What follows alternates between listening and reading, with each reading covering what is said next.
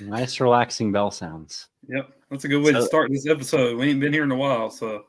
Yeah. I know, y'all, and welcome back. So it is that time again for a great episode of Mason Dixon Podcasts with y'all's hosts, Cousin Vinny from New Jersey Flaggers, Cameron from the Tar Heel Flaggers, and Corey from the Ozarks Flaggers. How is everyone doing today? Oh, doing good. It's been a long week, but we're here. Yeah, same here. It's just been a heck of a couple of weeks with a couple of silver linings. Finally got my Ozarks Flaggers logo made and put on the page, and I won a commendation award in the SCV. Yep, mine is. I got it right here. Yeah, I got mine framed right there on the table. I just got mine last night, so I haven't got a chance to go to the store yet to get a frame. Or I guess I can get one on Amazon, but I'm excited about it. That's awesome. Yeah, I'm genuinely surprised that I even got one because I mean y'all's works out in the SCV and outside the SCV, in my opinion, probably dwarf my achievements. You do a lot in Arkansas. You really do. Yeah. You do things for the cause. You're active online. You educate people. And Cameron, you do a lot of stuff in North Carolina. So honestly, both of them are well-deserved, gentlemen, truly. Because both of y'all care for the cause just like I do. And we all are, in this fight. Yeah. Yeah. Yeah. I also wish Corey a happy birthday. Yeah. I also want to wish Corey a happy belated birthday, y'all. Yep. His birthday was a week or two ago, I think. Yeah. Yeah, about a week ago. Yeah. A week ago. Yeah, 31 years old and a couple more gray hairs added to the beard. Old man. Oh, just kidding. Are you going to get one of them purple beards if it gets a lot of white in it? No. God, you do a dye battle flag pattern in it. Oh my gosh, that would be so funny. Still do stars and bars. I don't know how that would turn out with this much hair. Oh my gosh, that's funny. If the beard was a little longer down to the belly button, that'd be a different conversation. Oh my gosh. You got more to work with here. Oh man. You ever seen the Polar Express, the train guy or whatever? He has a beard that goes way down or whatever. That's what that would be like, wouldn't it? Yeah. Yeah. Really quick, y'all, before we get any sassier, just remember the views and opinions expressed here on Mason Dixon Podcast and on MAD are our own and just your own views, and they do not represent the views and opinions of any other person, group, or organization. If you had a beard that long, I've seen people will try to style their beard. So like men there's a beard straightener or something. And I've seen that go wrong where they don't use a heat protector and they do it wrong. And then they do it. And then part of their beard comes off and they're like, what the heck? Oh my. Yeah. Yeah. I use an actual straightener. I would take, what I do is I would turn it on, leave it and take a shower and do it while it's wet. Oh no, that's not good. Hey, it's worked out fine for me. Oh my gosh, wet hair and y'all, I only know this because I do hair, but like every time your hair is wet, it's prone to damage like that. So you want to then blow dry the beard, put heat protectant in it, and then straighten it. Yeah. Hey, no, it's still here, obviously. Corey, I'm giving you the look of disappointment. But yeah, pretty much I would just straighten it, and then I'd grab cat behind the dang cat, I swear. Tried to jump up there and fail.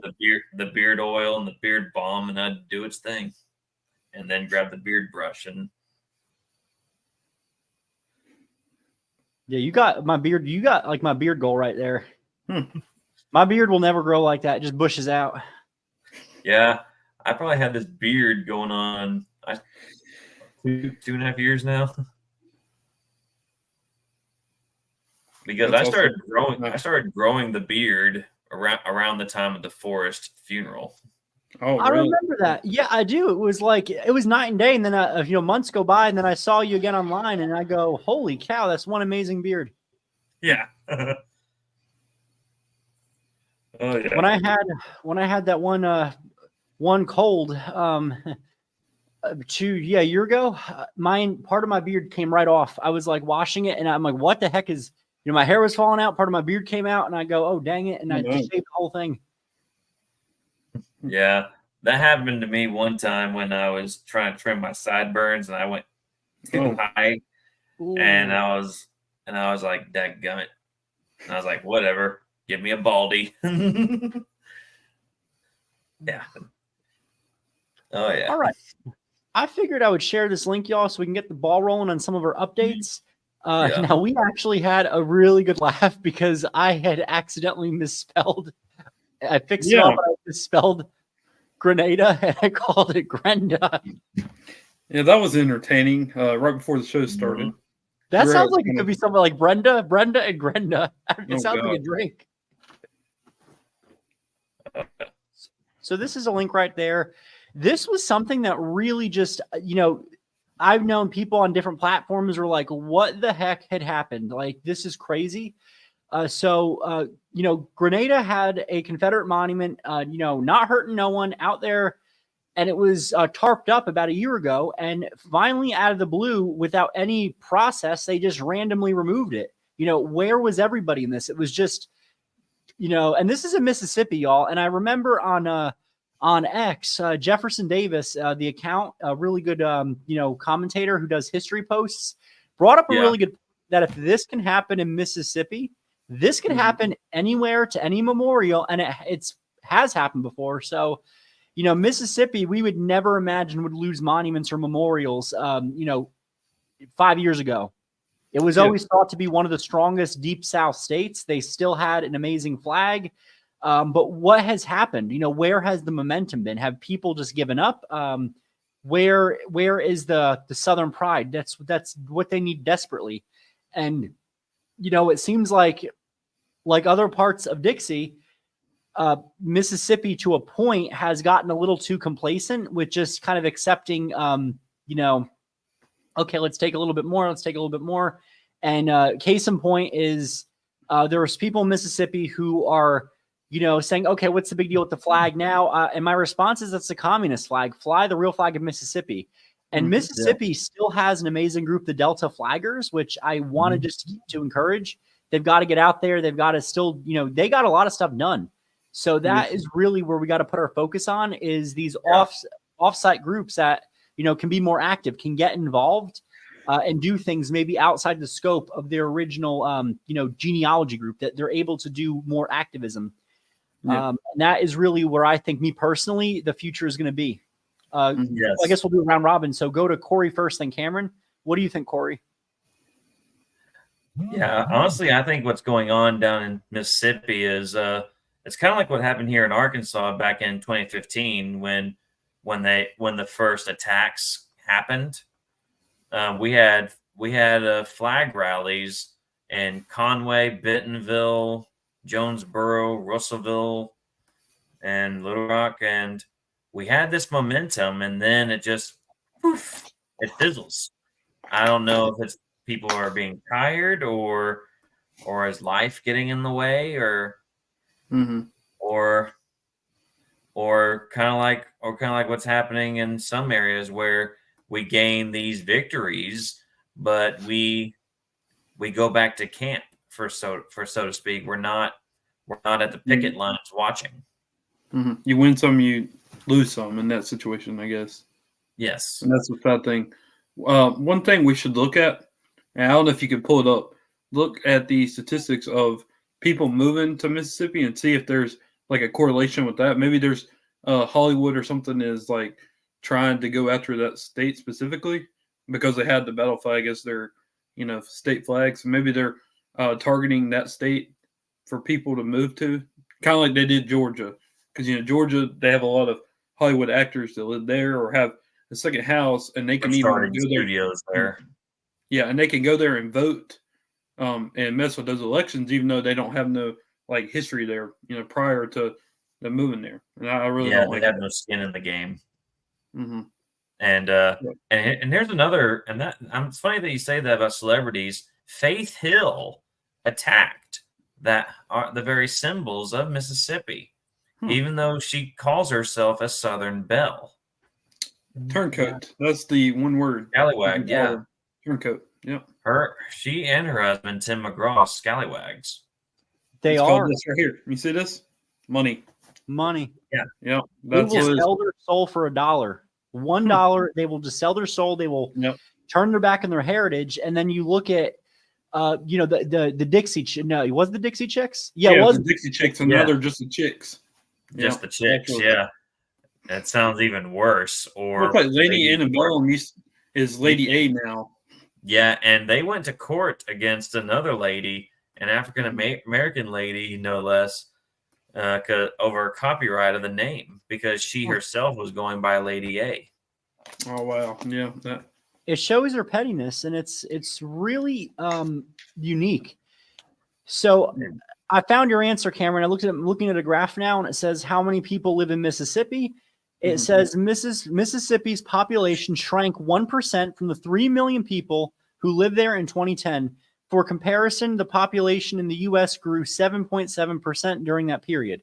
So, in other words, while the nation might be growing in terms of like births or people moving in, or potentially illegal immigration, maybe they're not even factoring that in there. Mississippi, it seems from about 2014, it reached a little peak, kind of dipped a little bit, rose a little bit in 2017, and progressively have been going down. So 2017, it was 990,674 people. Today, the recent most data they got is in 2022, and it is 2,940,057. So, they went down a lot. Then I'm surprised. So it is shrinking, oddly enough, and it doesn't seem like it's got much growth. Yeah, that's interesting. I mean, Mississippi is kind of not a very prosperous state. I mean, there's not a lot of opportunities. That state used to be very successful, and then when the war happened, it just kind of destroyed everything they had. That's the home state of Jefferson Davis and everything. It's that's just. Right. I wish they would do more with that. They really should. Well, this is what's really interesting, y'all, because you think about the political makeup of Mississippi, and they say that Mississippi is a red state. They do not act like it. It's just like, Florida is really a purple state. And, Tate Reeves, turncoat Tate, he just bends under pressure. He gave in to changing the state flag. Nowhere in Mississippi did Tate Reeves say, okay, we actually got to put our state's history first. And we have to protect our state's history. I mean, he's a Republican, and he's acted no better than somebody on the left. Here, he's been silent. Beyond a rhino, absolutely. And, people give themselves a pat in the back saying, oh, Tate Reeves signed Confederate History and Heritage Month in April. Okay, well, what does that mean? What are the actions? Was there actions behind that where he actually said, okay, let's preserve more monuments. Let's further engage the state's history? No, it's just been thrown to the wayside. And that's the sad reality of it. Yeah, agreed. Yeah. And I want to find, because there's a lot of good Republicans in Mississippi. There's a nice lady that she fought back last year. I want to try to get her on the podcast because she is so well spoken on this. That's who we got to start uplifting when it comes to, these state issues and this state history, because Mississippi has so much to offer. It's got a lot of great history and heritage, and it's got the most to lose, in my opinion, along with Alabama and some of the original 7 states. The one thing that I really want to know, what can we do to change the momentum of this movement, like for the better? Like there's got to be something out there that we can do that just, shoots us up, I guess, if you want to say that.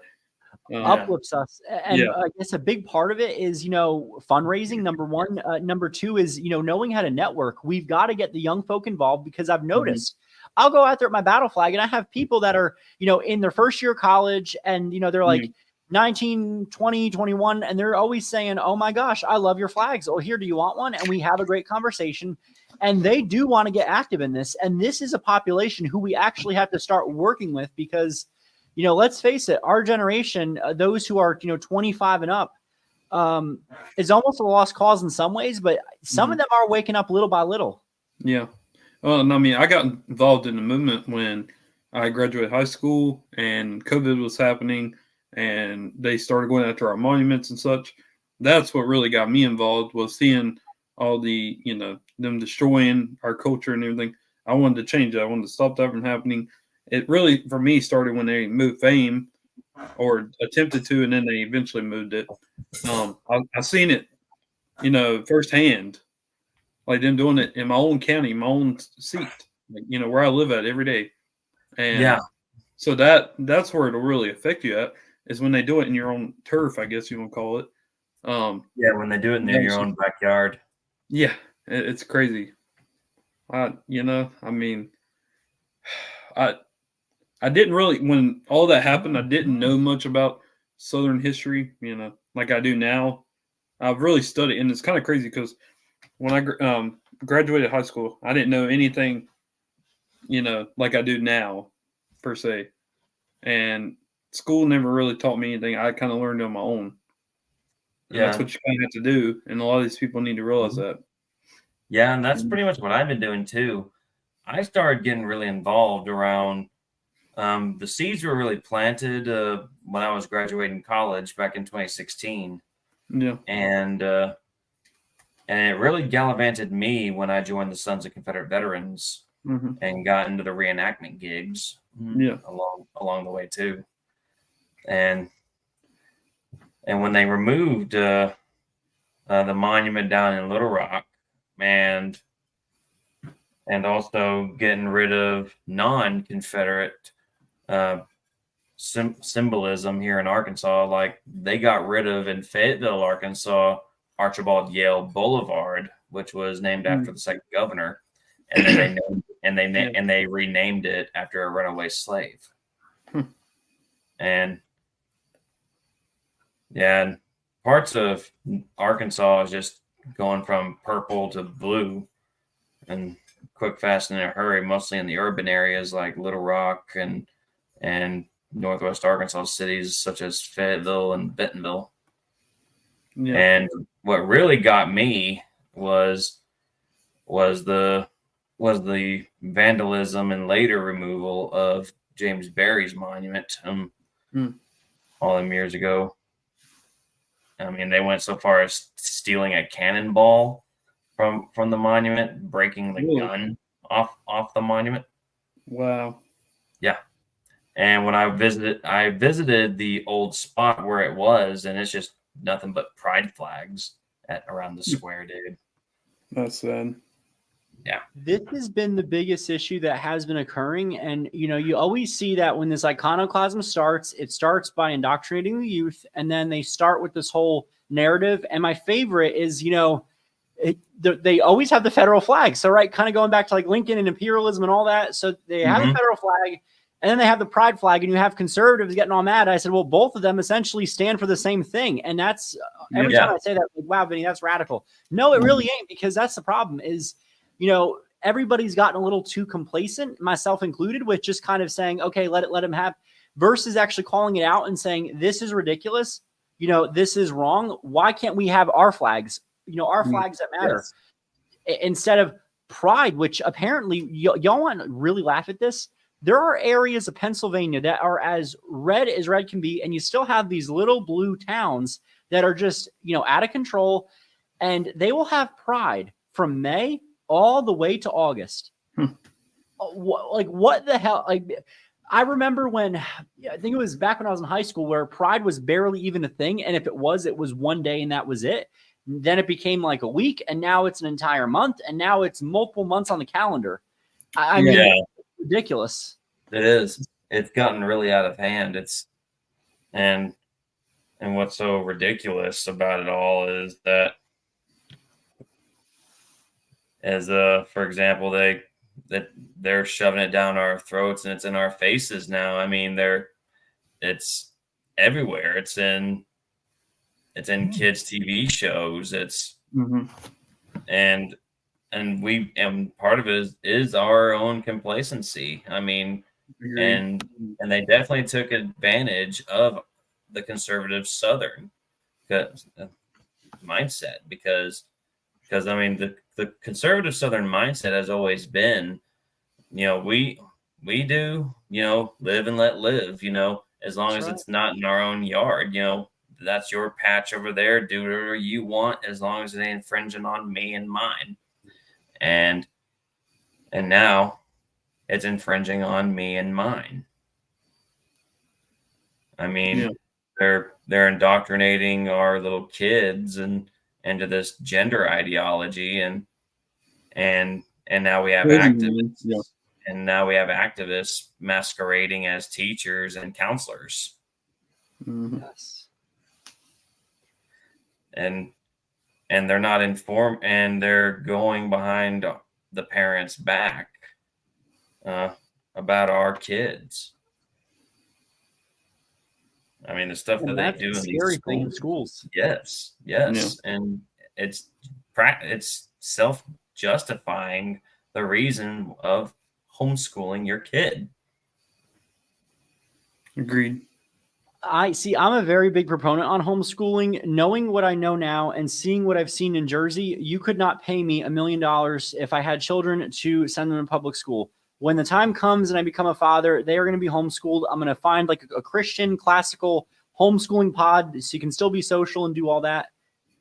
Because I know in the public school system, they're putting this nonsense in courses where it doesn't belong.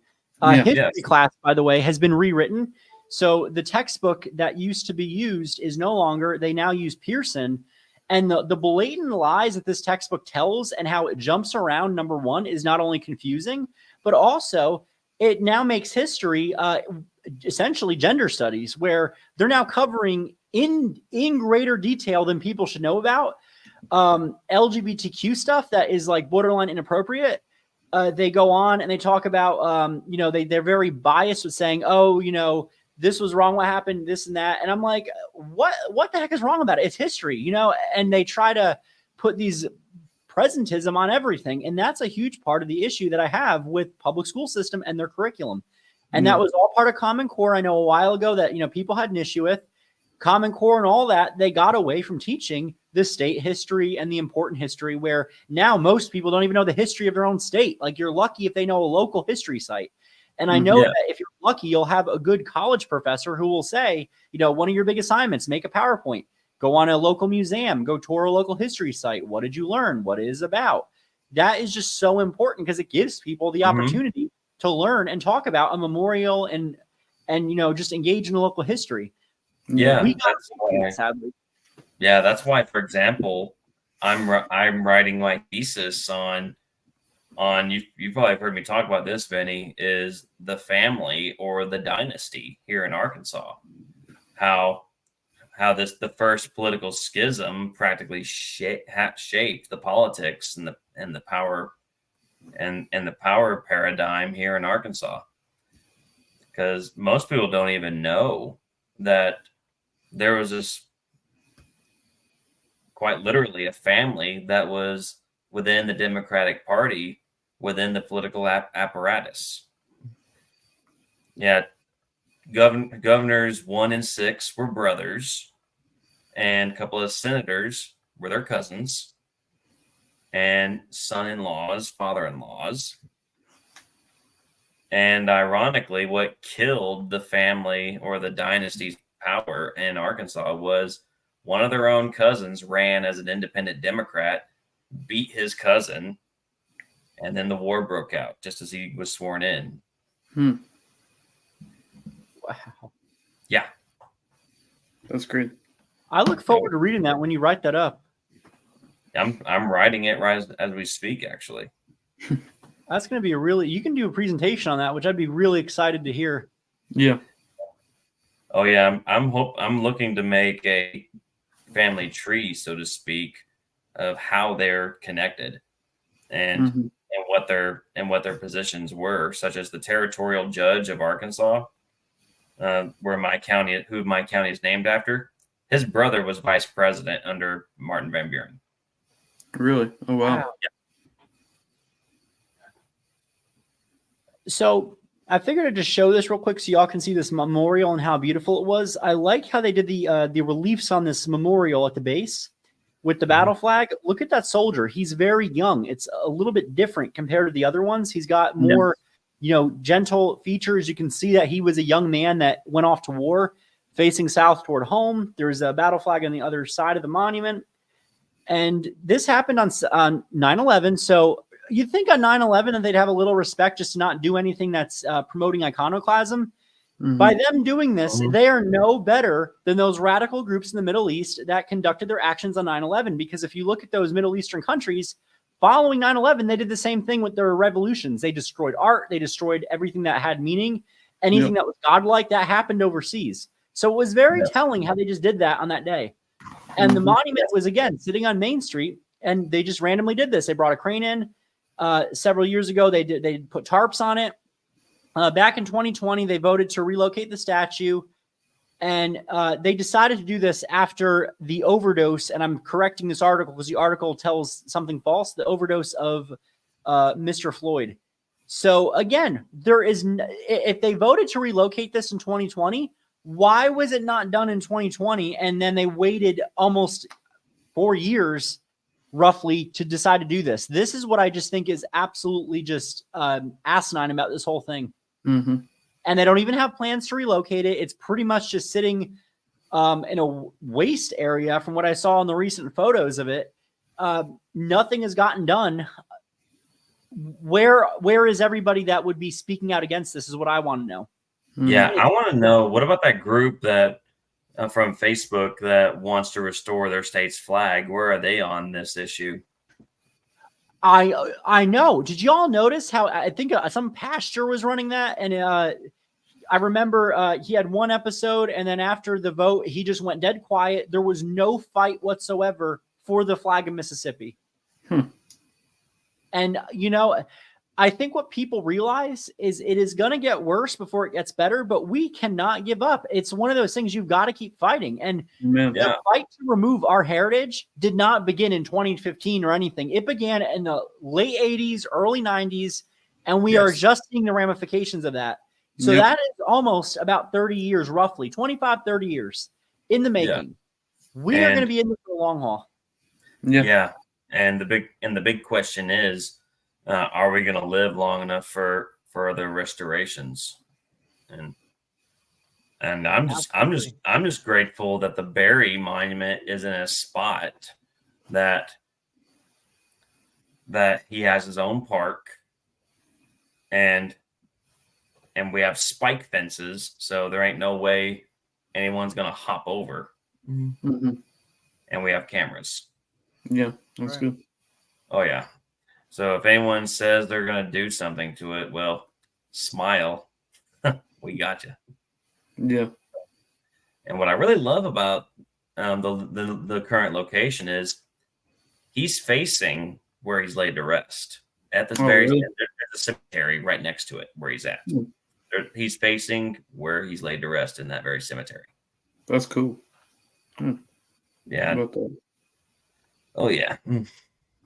You win some, you lose some, and at times, well, sometimes you have to take the middle road to get to victory. Mm-hmm. But that's right. But like you said, Benny, we need to keep. The problem is we're not keeping up the momentum. And because we're not being activist enough about it. We're not being like the early ladies that formed the United Daughters back in the 1880s and 90s. Those original ladies were like, we need to look towards them to find inspiration to how we can better ourselves today. And I remember that UDC Founders Day was 2 days ago, and just wishing everyone a happy belated UDC Founders Day. These ladies were the original ladies. I could say the OG moms for liberty. They stood up to this nonsense. They stood up to bad education. They advocated, they cared for their heritage, and they would not let it be forgotten, despite all the ads stacked against them. They were ladies at a time where ladies had almost no rights. They didn't have the right to vote. They didn't have the right to, but they still managed to get stuff done and to network and to make their voices heard and opinions heard. And I always look to Mrs. Mildred, aka Ms. Millie Rutherford, who is a fantastic lady on taking over school boards, getting back control of education, and training educators to be well-versed in the classical Christian studies compared to just promoting indoctrination. Yeah, that's why, for example, I decided that I was going to focus on obtaining my passing the praxis exams and getting a teaching license. So that would be smart. Yeah. I thought about that too. I figured teach for a little bit, and when the day I graduate, get my master's degree, I'll move on up to collegiate. That will be smart, because that you'll have the experience, and a lot of places look for that. They want to see that you've taught before and that you've, done stuff like that. So something like that, I think, would be really positive. Yeah.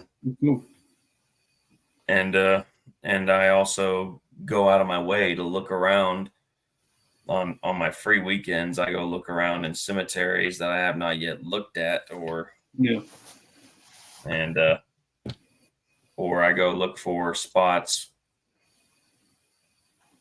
For example, when I found out about that massacre, a couple of counties over, and this exploration and cleaning graves and looking up these individuals and telling their story. And it hit me when I was hanging out with one of my friends, and she said that I should do TikTok videos of me cleaning a grave and talking about this person. Yeah. That's right. Yeah. I mean, I was just telling Cameron that and not long back, one of the best ideas we could do is form a pro-Southern Daily Wire style.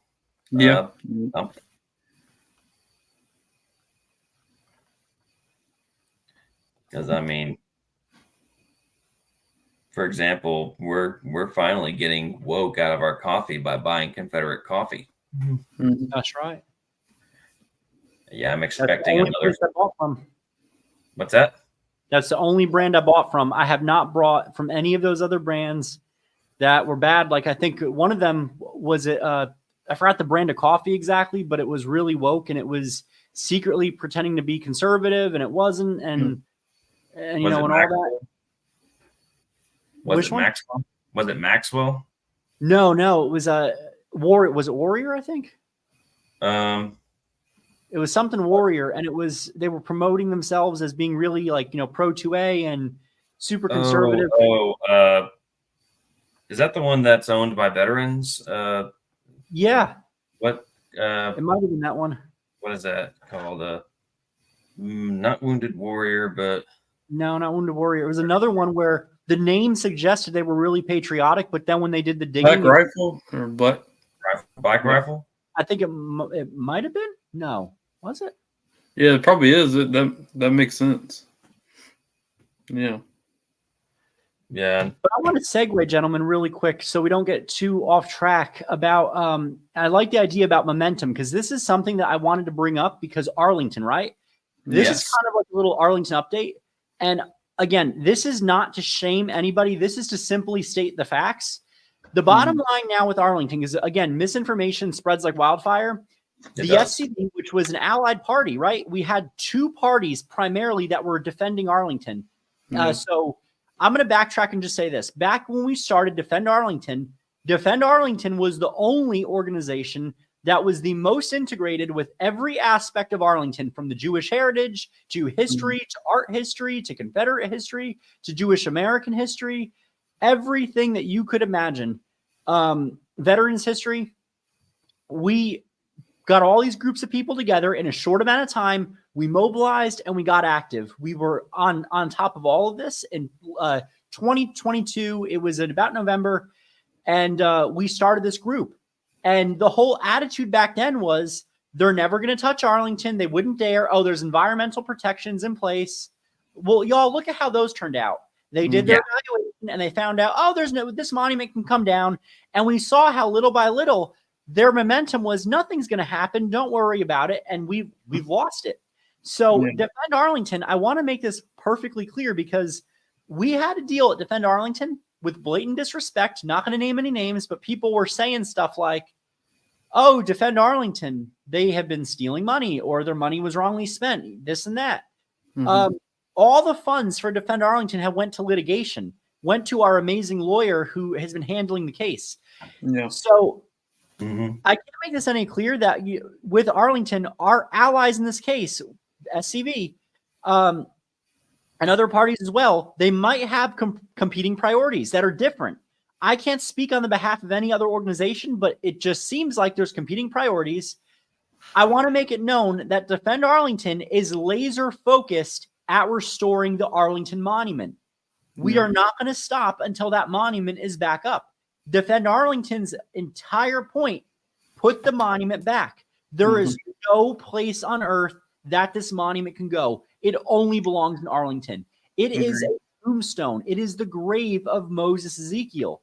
How anybody in the right mind could suggest, why don't we take the grave of Moses Ezekiel, a Jewish American veteran, and we'll put it somewhere else? That is the most ridiculous thing I've ever heard because that is his tombstone. It belongs where his body is buried. So again, I can't stress that enough. There's been a lot of misinformation. So just what happens now, right? The SCV is not involved in this. It is Defend Arlington. So if any of y'all want to see positive change, please again donate to Defend Arlington. This has been and also when they have a special coming up, like a T-shirt that they just made, I recommend you buy it. I bought the latest one that they created. Southern Roots. Yes, I bought that as well. And for those that want to become involved, please become a member of Save Southern Heritage Florida. You will get updates on Defend Arlington. You're going to get updates on all of that, and the money goes to a great cause. Here's a link. I put it in the chat on here, so you can get it on our Facebook or on our YouTube. It's a really good cause, and this medal is gorgeous, y'all. So this is the medal. It has the picture of the memorial on the back. It has Moses Ezekiel. We sold a lot of these at the reunion that we were at, and it's an important one. We also have a challenge coin as well. Yeah, and a medal right there as well. So just fill it out right here, the basic information. How did you hear about them? Your email address. And you could pick right here, which one do you want? Shipping will be included. So, do one and have your medal or your coin. Unfortunately, they sold out of challenge coins, but they might get them remade from what I heard. We also do other fundraisers in this. So it really is a good way to just raise money and to, donate to a good cause because, lawyer fees are expensive. We have a lot of standing in this case to get Arlington put back where it was. Yeah. Yeah, and hopefully we make enough noise about it. That's right. Yeah. Agreed. Yeah. And I want to just mention just a little bit, because I know we're getting close to our, mark, about the, reviving Lee that was melted down. We are getting close to doing that. So I will have a more thorough update in the future with information on that.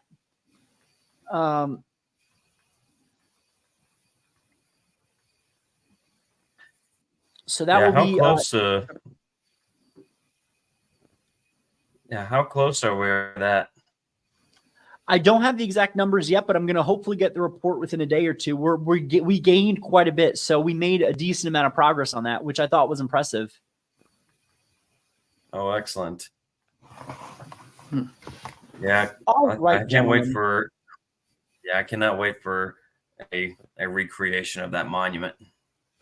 It'd be awesome. Yeah. Me too. All right, gentlemen. So I want to thank each and every one of you for coming on tonight. Truly appreciate it. Anyone have anything, for the good of the order before we wrap up? Starting with Cameron, we'll go to Corey after. Well, I just want to thank everybody for watching, and hope y'all have a good night and a good weekend, and hopefully we'll be back on Tuesday night, or I think Monday night. Monday night's when we usually do it.